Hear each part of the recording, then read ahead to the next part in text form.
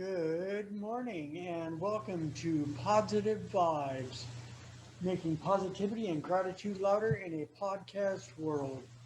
I'm sorry about the video connection this morning. I don't know, it just decided not to work. And uh, yeah, I'm just waiting for my guest to come online here. Let me see here. This morning I will be chatting with Craig Davidson via Zoom call. I met Craig oh, here he comes. Here's entering right now. Hi, Craig.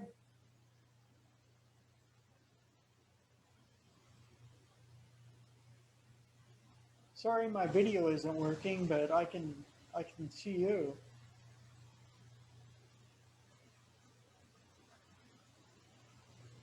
Can't hear you there.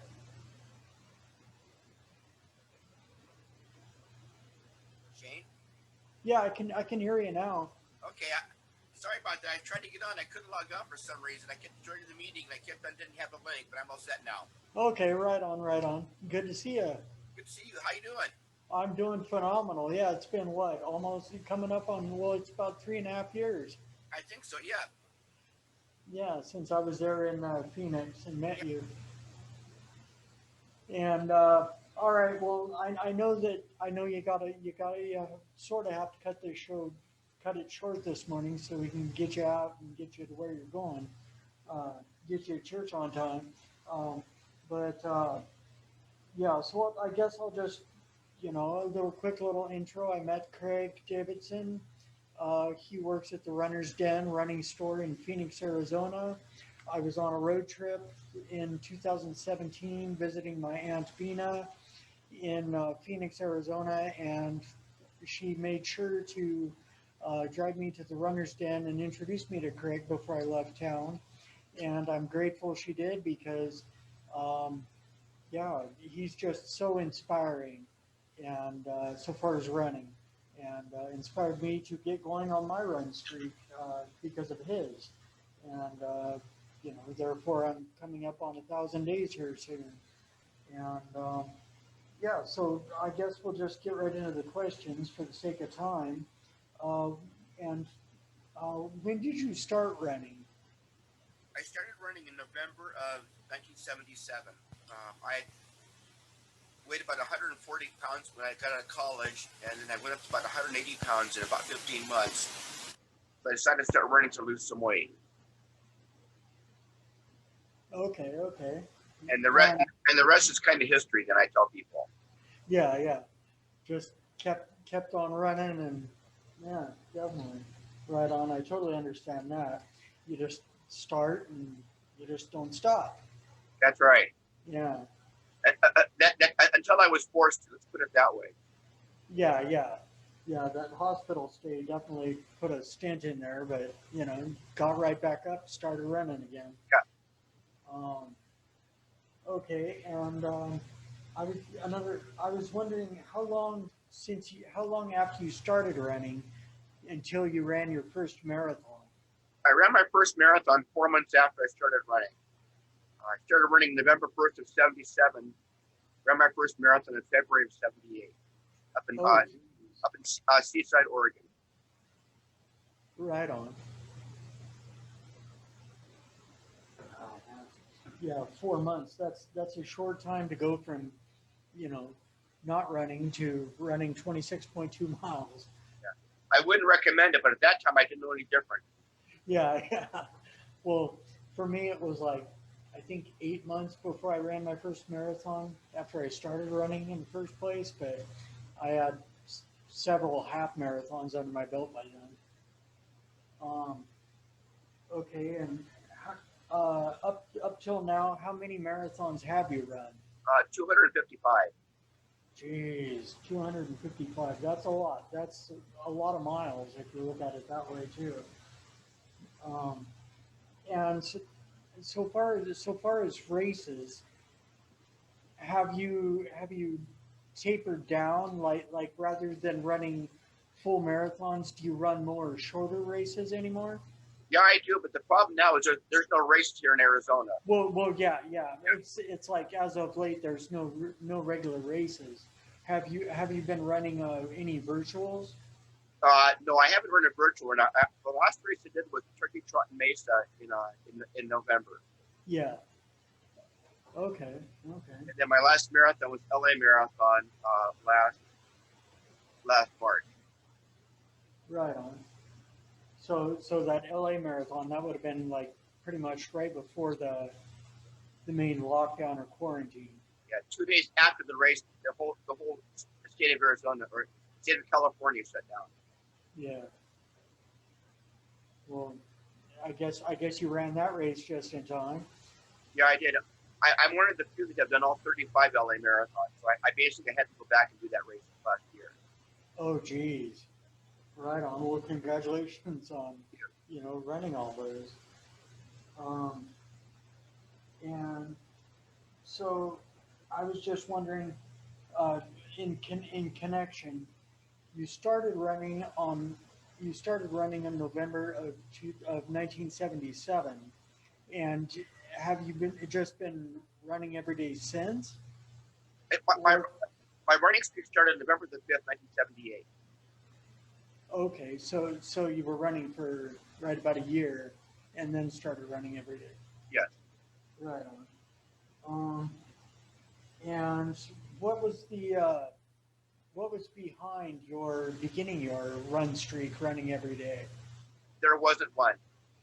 My wife Marie and I drove to Turkey, South Dakota to run the longest day marathon in November of '78, and I ran the race on a Sunday, and I ran the next day, and the next day, and the next day, and then I thought it'd be really fun to have 100 days in a row. And then my sister Karen got married here in Arizona in '79, so my wife and I came out from Minnesota.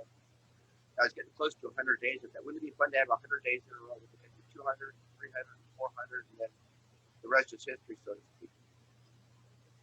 Gee, yeah. Um, okay, and have there?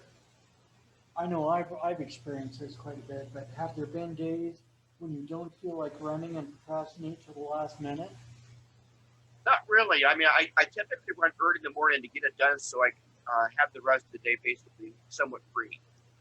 Okay, that makes total sense. Yeah, I've actually told myself I should start doing that, running in the morning before work every day. That way I, don't have to worry about doing it after work, and if I happen to have stuff going on or whatever. But I always seem to put it off until, you know, it's dark and okay, well I gotta go now.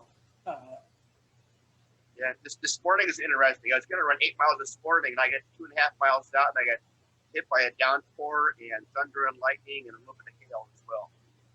So I only ran 7, so I cut my run short this morning. Yeah.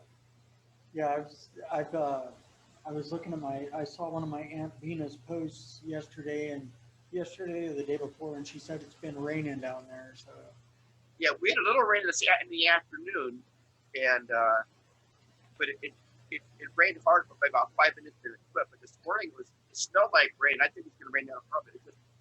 I got out 2.5 miles. It was like an Oregon, Washington rainstorm. It just basically came down in buckets there. Jeez.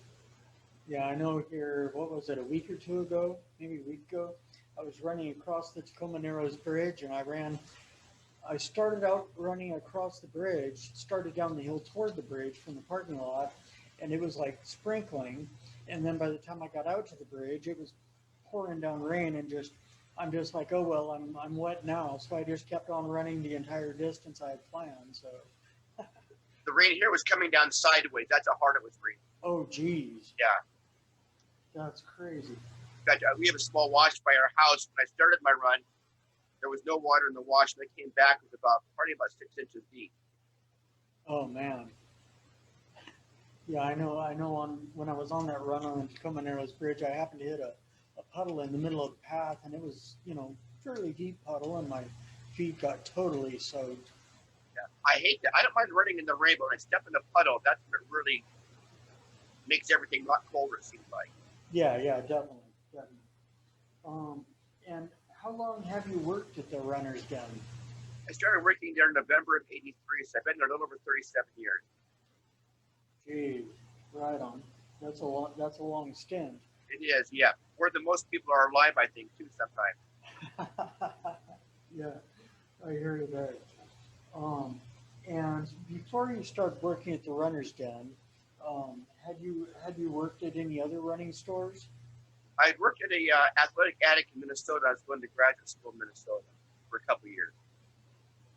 Okay, and yeah, I was thinking about that when I was writing these questions down, and it must it must does it must have a play in your